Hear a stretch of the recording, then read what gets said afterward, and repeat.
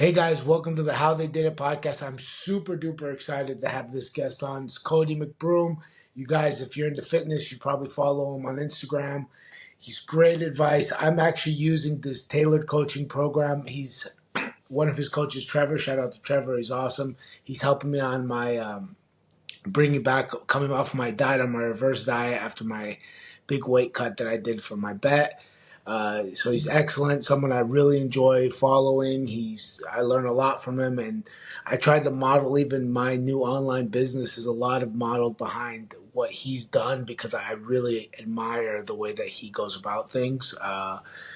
And so, yeah, I'm super duper excited to have him on. Thank you for being on, brother. Yeah, absolutely, man. First and foremost, man, I love the name of the podcast too. The what do you say? How they did it? Yeah, they did it. That's dope. That's a really cool way to like spin like the interviews about the story and the journey. Like that's really cool. As soon as you said that, I was like, man, that's sick. And dude, I appreciate you having me on. I appreciate your trust in me and just what you said there, man. I always try to, I don't know, like run a business, run a lifestyle, lead everybody in my life with full integrity of what I think is the right way to do it, but also showing a lot of authenticity and not shying away from the realness and the rawness, and so whenever it's noticed or whenever I hear people say stuff like that, it means a lot, man. It really does. So thank you. Well, no, it's 100%. I mean it 100%. Honestly, I have much respect for many guys in the fitness in the industry, and when I was looking at getting a coach to go through my reverse diet, not mostly because I had some specific goal, but because I know myself and I don't get a lot of time off work. So when I get time off work, especially during the Christmas holidays, and I go back home to my family, we have like eating is our love language. We like everyone shoving food down each other's throat. That's just generally normally I'll gain like, up to like sometimes even like 15 pounds over that time, over that like 2 week, not even 2 weeks, like 12-day time span. Like it just blow up. And just the fact that I had somebody to kind of answer to slowed that process down. Maybe we got 5 pounds and I kind of got it back off, and I've kind of in this nice middle ground where, and the reason why I chose you to do that is because you were actually doing a reverse diet beforehand as well. And I was watching, I'm like, he thinks a lot like I think in the way that your mindset works to get through the difficulties and your discipline and how you see how you choose your foods and basically all around. I'm like, well, this, he thinks so similar to me. I think this is going to work. Yeah. Well, and you know what? That's the easy part about just being authentic in your content and just sharing the journey and sharing what you're doing and talking about it, because people are going to gravitate towards it who are similar to you, who have similar mindsets to you, and then it makes the client work you do 10 times more enjoyable because you're working with people who agree with you and who trust you and who want to do the same thing. And ultimately, my grandpa used to say, you never have a story to remember if you always tell the truth. And I've always thought about that. And I'm like, man, that's the best line ever, to just not lie and to always be transparent and authentic. Because if I'm just the realest version of me, you either hate me or you love me. But if you hate me, I don't care, because I don't want to be associated with somebody who hates me anyway. I'm not going to change myself for you to like me. But also too, my job's going to be easier if people gravitate towards the real me. My life is going to be easier if I don't have to remember anything, because I'm always telling the truth, right? I don't have a story to remember. I just tell what is, tell what's real, tell what I feel. Things just always work out better, but no, it's cool to hear that. And we've done a lot better at documenting what I'm doing in my physique journey, and even like some of the vlogs now that we've started to put out on the YouTube channel, as well as even just some of these like shorter podcasts I've been doing on like mindset. It's just me telling my journey as an entrepreneur and as a coach and as a father and as a husband, and like what I go through, what goes through my mind, like you said, like the thought processes I have, because I'm a very introspective person, and I want to share that with people, because I think if you can question yourself, question your emotions, question your decisions, question your actions, like you just learn so much more about life and how to operate at a high level. You know what I mean? And I've done a lot more intention, like putting out a lot more of that intentionally, and I think it's paying off. Like I've been getting a lot of good feedback of like, I don't know, exactly what you said, essentially. Getting to hear how my brain operates and people saying like, man, like either A, that's exactly how I think as well. I love this. Or B, damn, I need to start thinking that way because that will shape the way my life is for the better. Well, for a lot of people that don't know that are watching the show, you have competed in in physique competitions. You are a certified personal trainer, a certified sports nutritionist, and you run a very successful online training program, coaching program. Can you give me a little backstory how that started? Did you start in the gym as a personal trainer? Did you start as a competitor? What's your backstory? Yeah, man. So I grew up the chubby kid. I played soccer, but outside of that, I wasn't really athletic by any means. Skateboarded, but and snowboarded, but just the typical, like nothing crazy. And in high school, I hit a growth spurt, got pretty good at soccer. Basically, growth spurt, got better on the field, made captain, varsity freshman year, one of the only freshmen on the team, and then I made captain sophomore year, tore my meniscus, had surgery, gained some weight, came back, started like slowly losing some weight, made captain again senior year, tore my ACL and my meniscus. Same knee. Yeah, it was just terrible. Gained more weight, graduated high school. Friends go off to college. I'm like kind of just sitting around, getting into not the best stuff, hanging out with the not the best crowds, getting into some trouble, going to community college for business, which I just did because my dad was paying for college and he was like, just go and learn business and I'll get you a job selling oil because that's what industry he's in. I was like, all right, well, I ain't got shit else to do, so that's fine. And I was miserable, man. I was unmotivated, depressed, overweight. Like it was just in a bad spot. And there was a point where I just kind of looked in the mirror and I was like, I'm just too young. I'm 18 years old. Like I'm just too young to be, I mean, not to be brutal, but like fat, unhappy, and lost with no direction, right? Is basically how it was. And I went cold turkey, dude. I literally remember the day I looked in the mirror and I just like analyzed my body with rawness for the first time. Like I didn't try to hide from the mirror, hide from the scale, hide from the doctor, anything like that. I just looked at myself and was like, dude, what are you doing? And I made a commitment literally that moment. I journaled it. I wrote down that I was going to compete in bodybuilding, and I knew nothing about bodybuilding. I didn't even take weights in high school. So I literally hadn't even touched a weight at this point, dude. But for whatever reason that popped up in my head. And I didn't know about the different divisions or anything. And I just started my weight loss journey, which started with, I'm not drinking Mountain Dew anymore. I'm drinking Diet Mountain Dew. I'm not having whole milk. I'm having fat-free milk or 1%. I just looked at a label and was like, I think that makes sense. And I was cutting calories without knowing. Yeah. And I started losing weight, man. And then I started, going to the gym at like a 24-hour gym in the middle, like late at night so I could avoid any people I knew from high school and stuff. But slowly but surely, I lost weight, man. I went from like about 205, 210. I'm 5'9" height wise, down to about 150, 155. So I lost about 50 pounds, man. And it was life changing. And in that process, I ended up really getting obsessed with training and wanted to switch my degree. Parents said no because they were like, you're young, you just started training. Like, that's a very big decision. You're not going to do that. So naturally, what somebody like me does, you forge your dad's signature and change your degree anyway. And so I started pursuing my path down fitness.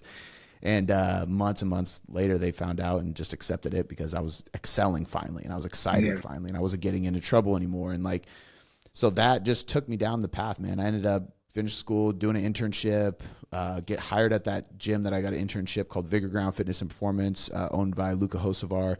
Went under his wing, trained people for 6.5 years, basically working up till I was essentially the head coach there.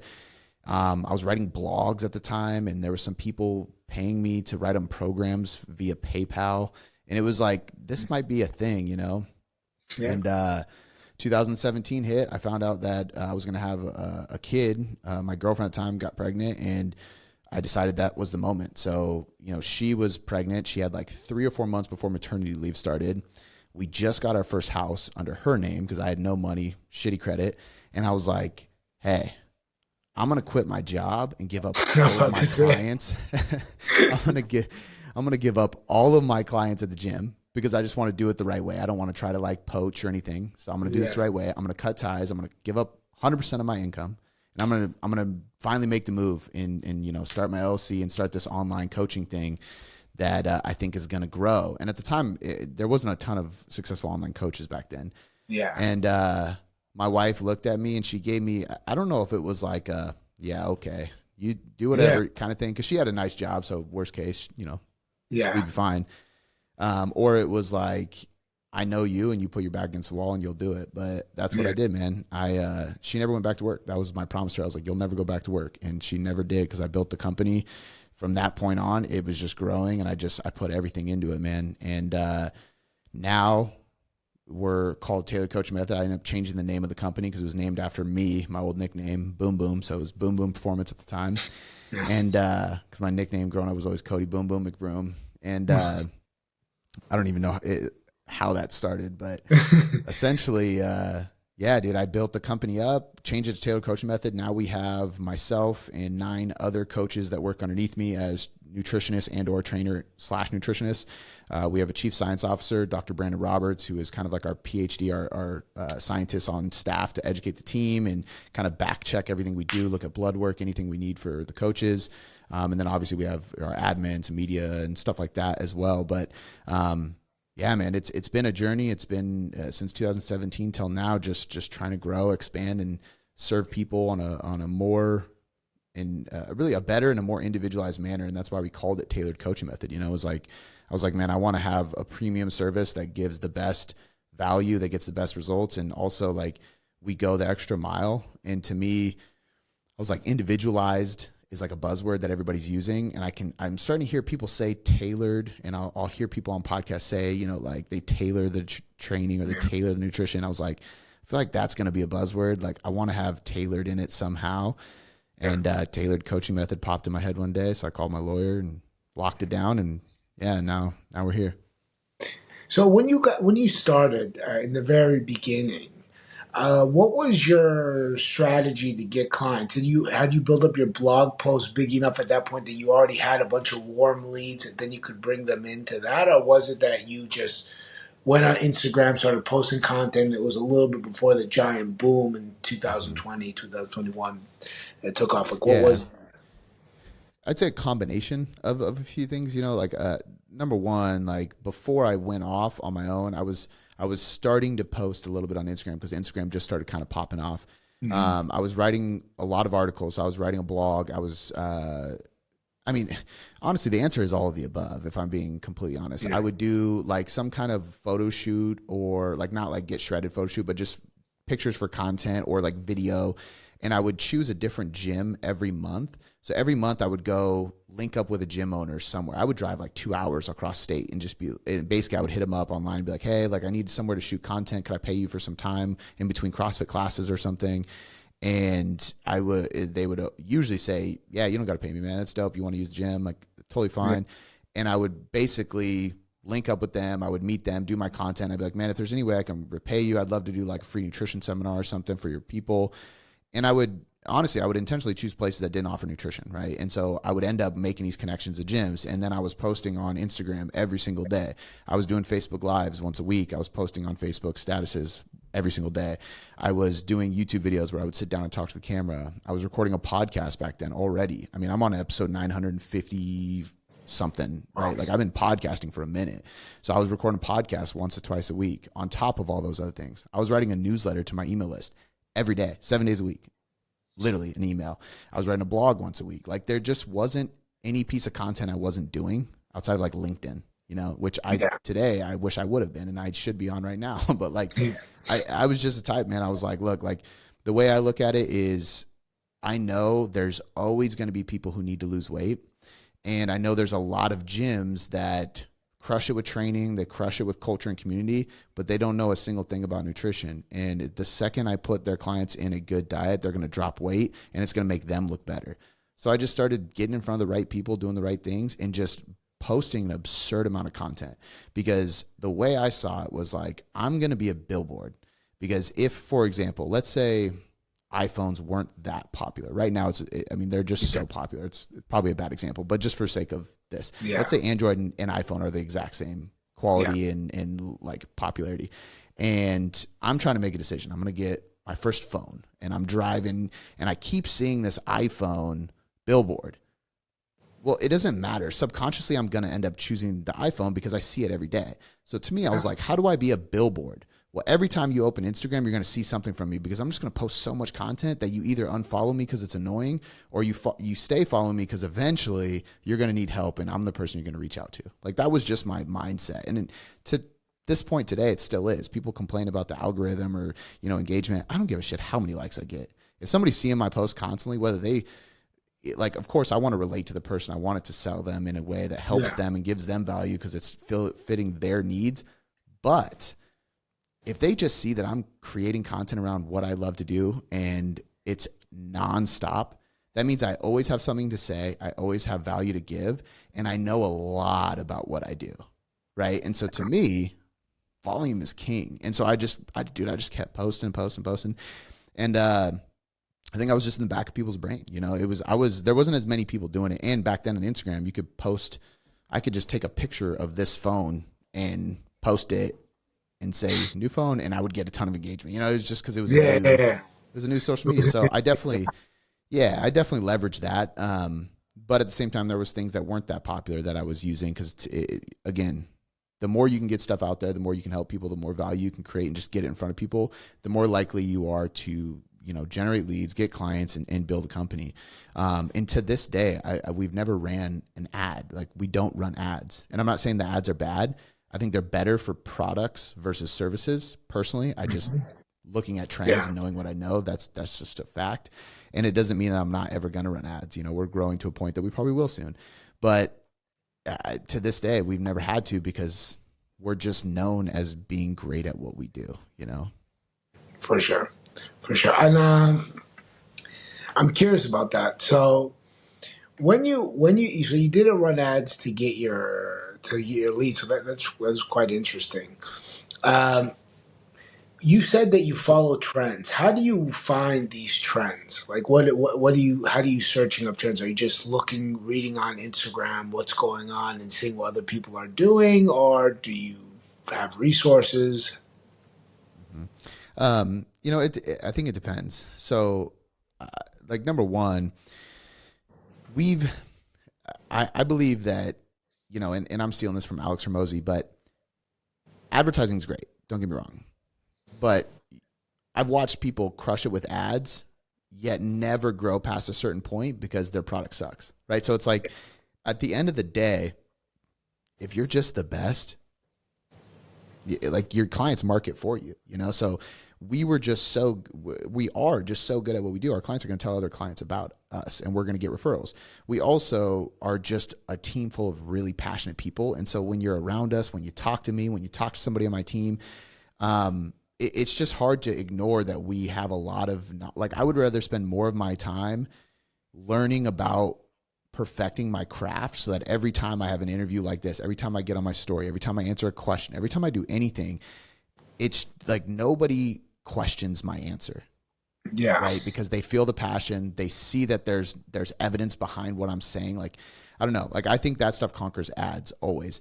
And if you do enough of that, like, I doubled down on Instagram and all that stuff when it was growing, and that was really important.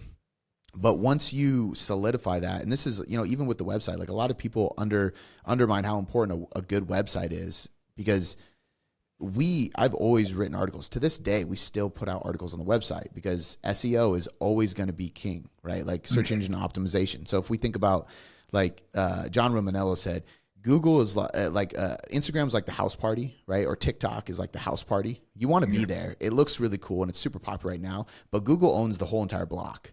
Meaning, like, no matter what, it's always going to be there. Like, the house party, that kid's going to grow up and move out, and there's not going to be any college parties there anymore. The block is still there, right? And it doesn't mean we don't, it's not that we don't invest in Instagram, TikTok, stuff like that. It's that you can't forget about, like, the staple. When somebody needs help, they go to Google and search the question that they need help for, right? So, like, you talk about reverse dieting at the beginning. We're the number one image on Google Images when you type in reverse dieting transformation, reverse dieting results, reverse dieting case studies, stuff like that. That didn't happen by accident.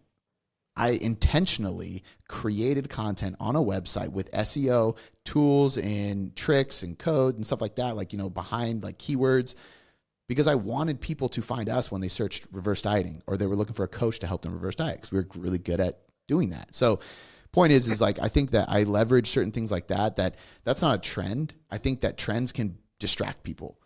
Whereas I'm always got my mind focused on like, okay, what's the big picture here? What's the most important thing first and foremost? And then as trends come and go, I'm gonna do what I can with them. Now, how I pay attention to trends, I think it depends on what's going on, right? Like, so for example, TikTok started and I didn't jump into that like I should have, because I could probably have a huge following on TikTok right now, and I Yeah. don't because I didn't invest time in it. Sometimes I'm like, damn, I kick myself for it because I just can repurpose the content I have. And now that I'm Yeah. doing it, it's like I'm way behind. However, at the same time, most of my demographic isn't typically on TikTok because we TikTok. are a Yeah. higher end coaching service. It's going to be, but that could be an excuse. Let's be honest. So that's a type of trend. Then there's the trends that people, it's like, what's going on right now. There's, like for a while, like TikTok was looked at as like, it's just a dance app, right? Yeah. That was, Kids. that was a trend. Yeah. Like, well, people would just do these dance moves on it, and that's all TikTok was. And now it's a whole bunch of things, but like dancing was a trend. There was like the flipping the water bottle thing. That was a trend. Planking on stuff. That was a trend. Like, there's certain trends that pop up, and it's important to recognize whether or not it's useful, because as a coach and as a business owner, I can see a trend pop up, and number one, I can go, okay, does that align with my personality and my brand, like authentically? Like, there's like goofy stuff, and I'm like, if I would just started doing that, people would know it's fake, because that's not my style. It's not who I am. So Yeah. I can't do that. Number two, if it does align with me, is this something that I can quickly jump on? Because if I see a trend, I'm like, damn, these videos are popping off, but they've been popping off for a month. They're going to die quick. I'm too late. Yeah. If I see it and it's not popping off, and then tomorrow it is because it just started today, like, if I can make the video and get in there, maybe I can ride that trend. But also too, I know people who have, and this is the most important thing for people to realize, I have friends who have, you could consider like influencers. They have like big followings, and they blew up. Like, they would gain 100,000 followers on a social media app because of one video they did with collaborating with somebody, or a funny video they just fucked around and made, and it was trending and it got popular. But a whole bunch of people followed them that don't engage with their other content, because that's not like their normal content. So if I Yeah. jump on a trend and I gain a bunch of followers who want more of that thing, but that's not my thing, I have a bunch of people following me who aren't going to engage with my other content, and they're not going to buy my product because they follow me because of this goofy video I made that I thought would be funny, not because they want coaching value. And that's what I'm about. So I think you got to be careful with trends. I don't have like, I don't pay a close attention to like certain resources that tell me what's coming up or what's trending or anything like that. Yeah. I try to keep my finger on a pulse with any like new social media platforms that are coming out. I try to pay close attention. I think that's the best you can do, is just really just look at things and notice, I think long form content's coming back. There's a lot more vlogs coming out. There's a lot more podcasting being popularized. TikTok expanded their videos to not just be quick. Now you can upload like a 30-minute TikTok. Like, it's all kind of coming back, where it was like, it was that, and then it got really short and quick and instant, and now it's coming back to the longer form because people want real shit. They don't want this quick feedback loop. Yeah. I just never stopped creating long form content, so it's easy for me. I don't have to do anything. But yeah, I don't know if that answers the question totally, but 100%. 100%. And actually, one thing is that I naturally do longer form content easier. Like, I feel rushed whenever I yeah, try to do something shorter. And I recognize what you said. I used to have a following mostly based off of my fighting career, right? For the most part. And I had another small bit of following because I was training a boxer that he ended up fighting a YouTube fighter named KSI. Before that, I trained him, and he was traveling with like Usher and all these famous people, and I would just end up in their pictures and being tagged on Instagram.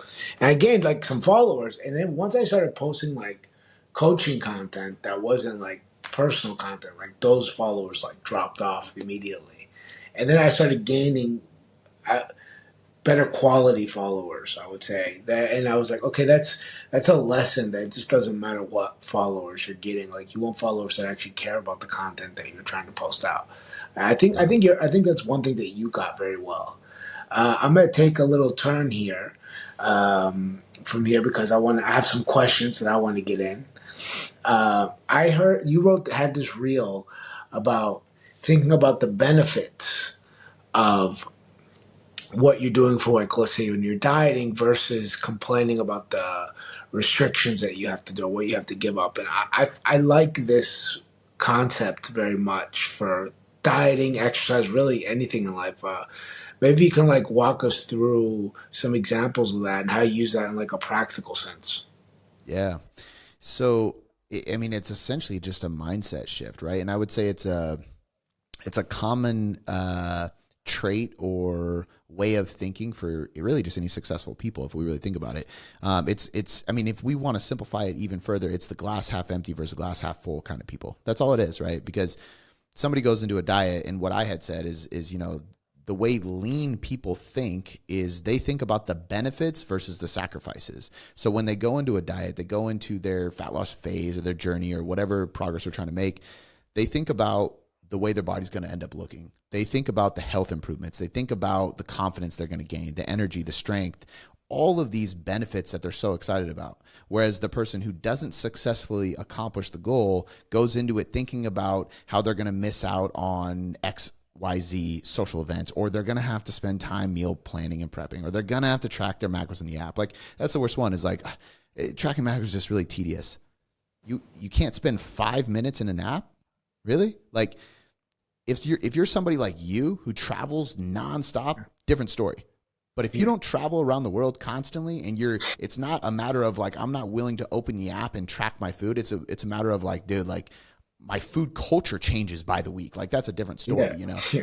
But my point is that these people typically, they immediately think of the negative. They immediately think of the sacrifices they're going to have to make and the work they're going to have to do. Whereas, like, even with work, even with like hard shit, I look at it and I gamify it immediately. I'm like, man, this is going to be tough, but imagine how easy this other stuff's going to be after I do this. Like, that was the whole reason I did my show. People were like, why'd you do a show like randomly like you did? And I like bodybuilding. I like the sport, but the real reason I did it is I was like, man, we had a crazy year between like different surgeries and travel and potentially moving and a lot of different complex things within the business, a lot of things going on in my life. Some were good but stressful. Some were really bad but stressful. And I also wanted to do this during that and running a business, being a father and being a husband. And I was like, this is like, I just want to prove to you guys, like, this is the worst time to prep for a show, and I'm going to do it, and I'm going to do it well. And I'm going to show you that you can do it if you just put your mind to it as a normal person.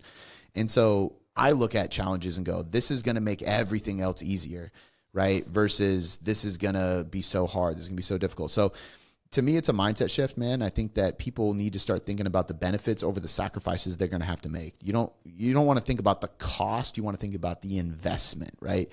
And so when you do that, you begin to pull out more positive aspects from it. Not only will you be more successful because you're not thinking about the negative, you're only thinking about the growth that happens, but you're more willing to open the door to opportunity. You're more willing to take in lessons and to be insightful and to learn from the experience. You're probably going to be more enthusiastic about the process, which we all know is going to lead to a higher level of effort and a better level of results if you go into it thinking about the benefits you're going to see from this, not going into it thinking, woe is me, this is going to be so hard. If you do that, the weekend hits and you can't wait to fuck off on the weekend because you're finally at the weekend, right? Like, Patrick Bet David calls them the 459ers. And I was confused by that at first. And then he explained, he goes, the people who are out the door at 4:59 every day versus the person who is like, oh shit, it's 5 p.m. I got to wrap things up, because they're trying to love the process and what they do, you know? So, yeah, man, I mean, overall, that's kind of the gist of what I was saying in the video. And I think, like you said, it does apply to everything. You know, I actually, this is straight from on Sunday. I heard the pastor at the church say this, and it can come off kind of offensive if you take it that way. But just like for those listening, like I don't mean it in the way. And this is, I've dealt with depression myself, and I've dealt with people. I've had multiple people in my life commit suicide. I've had multiple people in my life deal with way worse depression. So like I have all the empathy in the world for this. But he straight up said that experiencing depression as a human being is a privilege. And he like paused, and it was like kind of like an eerie moment. And then he explained, he was like, we're the only being and creature on the planet who can even process being depressed. We're the only things that can sit there and go, I'm not happy. And the only way you can process not being happy is you can process your current state and what you're doing, how you feel about yourself, how you feel about the world, how you feel about life.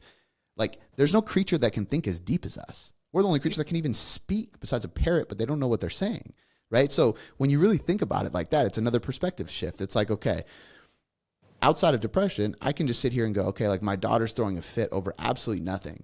Yeah. But I have the privilege of being a leader to her. I have the privilege of having a daughter. I have the privilege of literally being responsible for this human to improve the world and to be, you know what I mean? Like that's a privilege, right? Pressure is a privilege. So I think like when you start thinking about it like that, it's like, okay, like this journey, this fat loss journey is hard.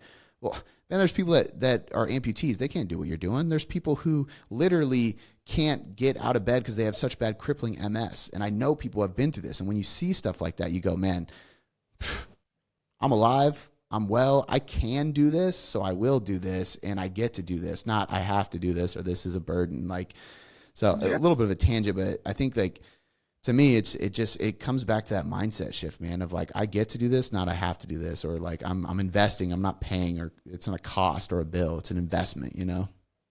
Oh, it's true. I seen this happen even with me recently when I had a bet with my clients. I did that weight cut to try to get as low as I could, and being on the road, it's a bit of a pain in the ass. Really trying to track your macros and trying to be more precise with it because I'm trying to lose like a massive amount of weight in a really short time. And you get a little grumpier as the week goes on. People around you start to realize that you're just in less of a good mood.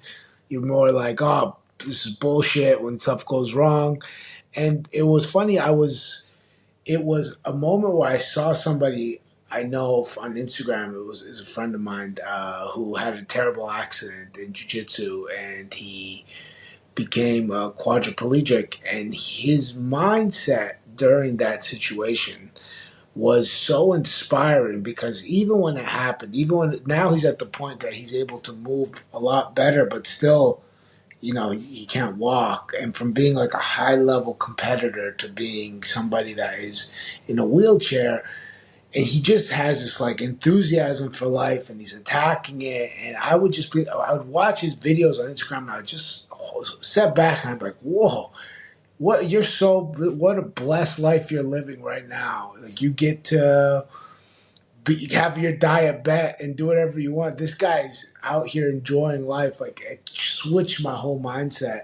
And since then, I've been looking for little hacks. So when I go down that path, I revert my mindset to something. And actually, I saw something from Tony Robbins recently, and that he's talking about like give yourself 90 seconds, then kind of like jump out of the state. And I've been trying to do that more and more. And I realized, man, when I do it, I'll literally be from like mad at life. And then 90 seconds later, I'm like, okay, I gave him 90 seconds. It's up. Jump up a little bit. Think about it. You're lucky. Think about Ben being happy, the guy who's fought through the quadriplegic now, and he's a racer. He's a marathon wheelchair racer now. And I'm like, okay, like I'm up. I'm happy. Let's go. And it just completely switches everything around.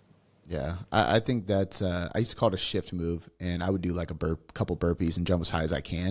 Yeah. Same thing. Your endorphins get going, and that'll help a lot, man. I also think, the two things that have changed my ability to be really good about that, and people like would look at it as discipline, and it is discipline, but there's always moments where you don't have that grit, that discipline, the motivation or anything, and you got to snap yourself out of it. And the way I do it hasn't been easy, but over time I've learned, like, number one, I gamify everything, and I almost become obsessed with being in control, which can be a bad thing in some regards, depending on how you look at it.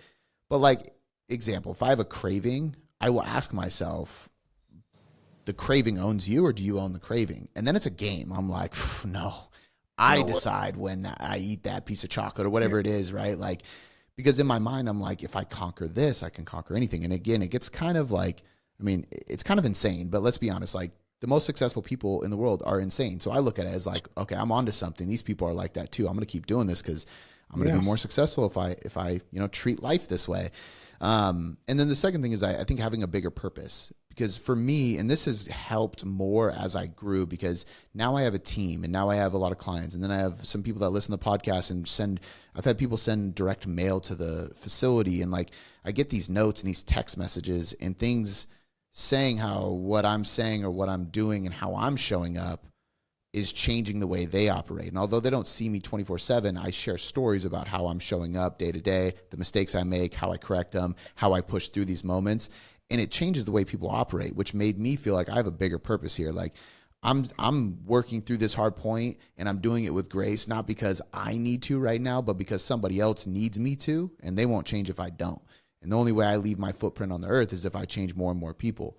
And this is how I do it. So like most people don't think about that. But when I walk past a piece of garbage on the ground and I pick it up, I don't pick it up because somebody's watching or I'm going to post about it on Instagram. I pick it up because every time I do that, I'm showing extreme ownership. I can, so I will.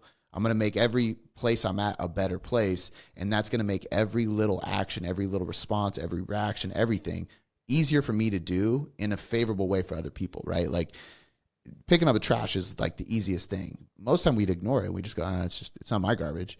Yeah. I walked in, I got my shoes all wet the other day. We were on a walk and I walked into this person's side yard and grabbed all this garbage that was stuck underneath their bush. I didn't go knock on their door and tell them about it. They still don't know.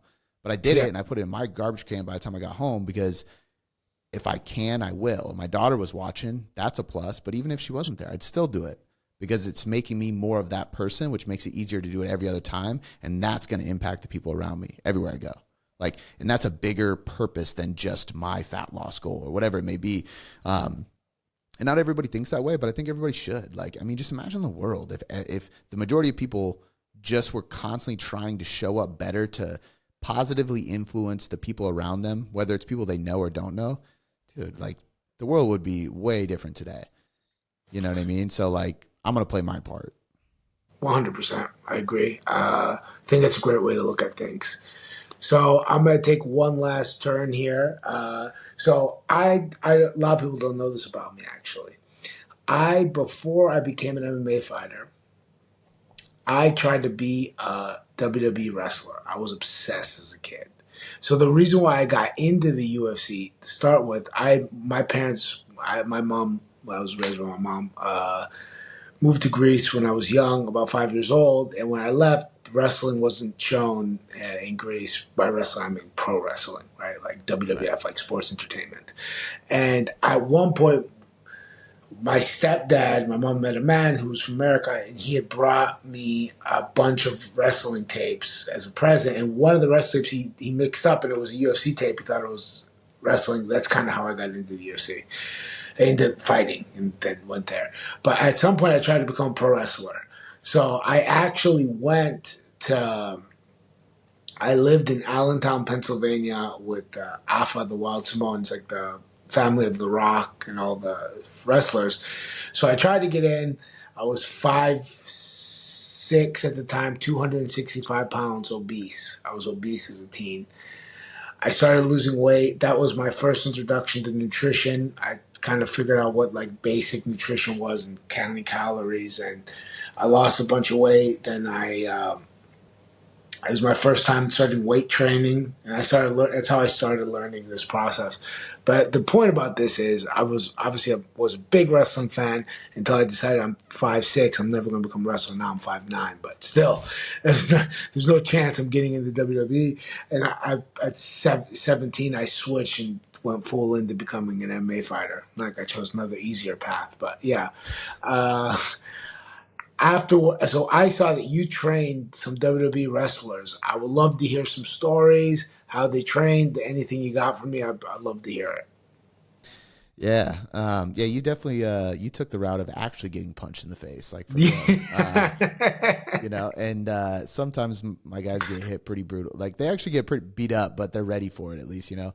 Um, Yeah, so although I've gotten a chance to hang with them in person and train them sometimes, like I actually not too long ago, I had two of them out here to my facility when they were performing at the event center up here in Washington, up in Everett. But everything's been online, so it actually started by somebody who was helping one of the WWE wrestlers with their nutrition. Um, they needed somebody to help them with training, and so this person basically hit me up and was like, "Hey, like I got a client. He's got some shoulder issues. Says he's just struggling. He can't press anything. Can't bench. Can't overpress it. Nothing. Nothing's torn, but he can't. Like, can you help him out? Dude loves to lift." I'm like, "Yeah, sure." I didn't know who it was. Lo and behold, it's Chaz Betts, but Chad Gable, WWE, and I'm like, "Oh shit, this is like a very legit client. Sweet." Yeah. So I started online coaching him, like just like I do with everybody else, just doing some like virtual assessments, a bunch of phone calls, figuring out what was going on. And after less than 6 months, got him pressing heavy again, got him feeling amazing, hitting PRs, building muscle, looking great.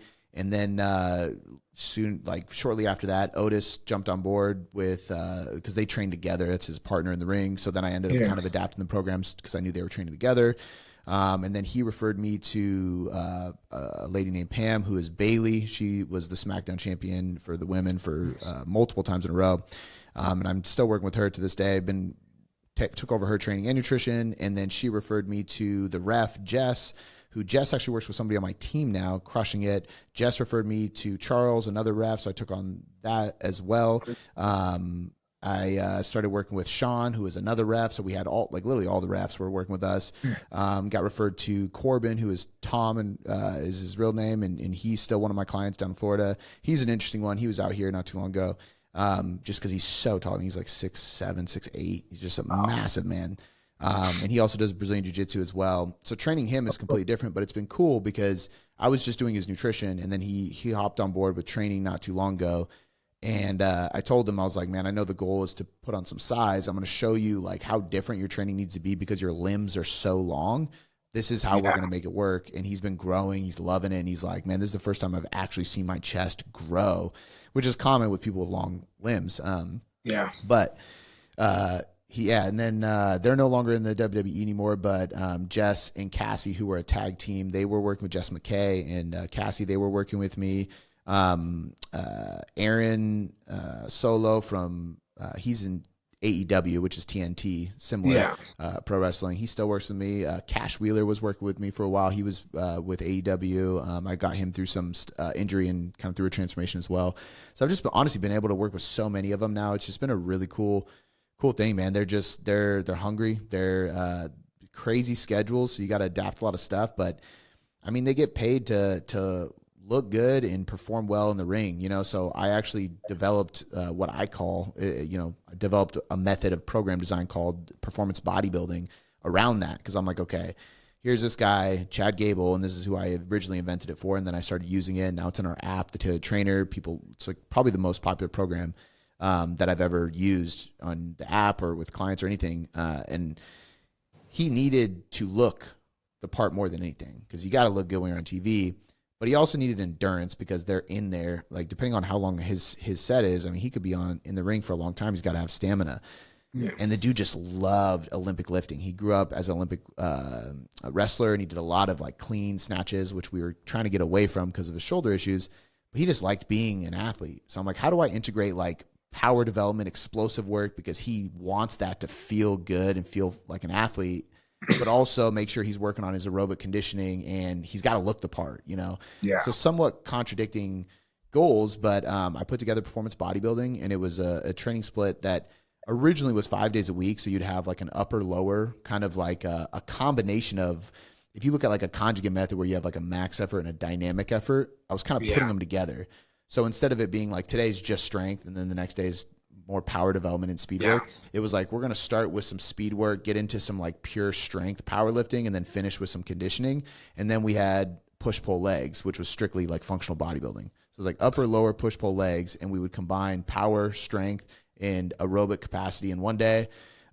Mainly power and strength, because we would have a conditioning day on a Wednesday doing like aerobic work, and then we would have push pull legs, which was primarily bodybuilding. And Bodybuilding. he felt great. He loved it. He built muscle. He was killing in the ring. I mean, it just worked, man. So then I started adapting it for a 4-day split and like a 3-day full body split. And it was just this method of really it's undulated periodization, but it's been cool, you know? But yeah, man, I've just made great connections through them. I've a lot of them become like really good friends, just people that I look up to for advice in some ways and inspiration in many ways. And it's kind of reciprocated both ways now. That's amazing. And it must be so hard dealing with their nutrition too, because I know what it's like being on the road, and I don't have massive, uh, 7 hours of wrestling every day on every Yeah. night, and they're doing a lot of car rides, and yeah, I can't imagine how difficult that is to keep their nutrition on points. It's a lot of planning, you know, but I think, you know, for some of them, it's so typically like a travel week would be like a leave on a Thursday or Friday, come home on a Saturday or Sunday. So it's usually like every week and it's like 2 to 3 days. So there's options. It's like we're either super like meticulous and dialed in until the weekend. And then it's like we're playing the flexible dieting game and you're just trying to do the best you can. Um, I have some people that are just very, very locked in. They're flying with their meals, man. They want everything dialed in and prepped out, and they have somebody cook it for them. They got to travel with it. And I think for most people, if you're a Gen Pop person listening, you're like, that would be ridiculous traveling with all your food. Yeah, but if you're traveling every single week for work, it's a little bit different because you're like, okay, at some point, I'm gonna be tired of eating at the airport because I'm here every week. So Yeah. like, let me just figure this out, you know. But I've also had the pleasure of working with like one of my he's a really good friend now. I actually met he owns a gym as well and a nonprofit, and I actually mentor his trainers at the gym. The gym's called Your Life Gym, and it's in Pennsylvania. Funny enough, you talking about that, but his name is Jake Lures. He's the singer of August Burns Red, which is a metal band, Grammy nominated metal Okay. band, and I've coached him while he's on tour, and it's honestly 10 times harder because he's going to Europe and he's touring around Europe doing a different show every other night in the Yeah. middle of the night. Like it's he's bringing bands with him. He is dedicated, and it was really cool. But that taught me a lot as well because that's a whole different ballgame of adapting the diet to the individual. Oh yeah, it's funny. A lot of time, my like, I have people ask me, like, especially friends, and they see that I'm dieting. They're like, "Oh, it's so cool! Like, if you're in Italy, it's great." I'm like, man, I love being in Italy, but if I'm on a diet, if I'm trying to cut my calories back, and I'm in Italy, like, everything is now 5 times harder to do stuff. Like, Yeah, especially I'm living in a hotel. Like, one, this the idea that there's, the best pasta you've ever had 3 blocks down the road is there, that extra level of temptation. But now on top of that, it's like harder to find the easy to get to foods. Like, I want to go to the store and get some even pre-cooked chicken. Like, sometimes that's when especially when I'm trying to get my protein in, like, that's my best source to get protein. I'll order it from the hotel, and they're like, no butter, no oils. Nah. They'll just put it on. They can't even imagine somebody would eat that. like, yeah, why would you yeah, do that to yourself? And you're getting a chicken breast. It's like 700 calories. You're like, ah, great. Here we go. yeah, yeah. Absolutely, man. Well, Cody, man, it's been an absolute pleasure. I really, really enjoyed the pod. I hope you enjoyed it as well. Uh, I'm gonna try to get this out soon. It was super fun, and let's do this again another time if you enjoyed it. I would love to. Yeah, absolutely, man. Thank you for having me on. I hopefully it was valuable for the people listening, and it was a good conversation, man. I always enjoy just kind of shooting the shit and diving into this stuff with like minded people. Appreciate it. Same here. Thanks, guys. Perfect, brother. I think it went really well. Yeah, man, that was good. Um, yeah, just let me know when it airs, and if you're gonna post it up and stuff, tag me so I can share it and everything. I can send it out to my email list as well when it Oh, it'd be airs. Just amazing. yeah, just shoot me an email and let me know, and yeah, we'll get it out there, dude.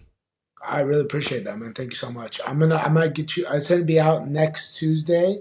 I'm gonna start like, I'll tag you and just also just like the coming up, you know, this and that. I'll make like a little like how we did it, like a little banner sticker, so like, oh, it's McBroom is on, coming on, and all that kind of stuff.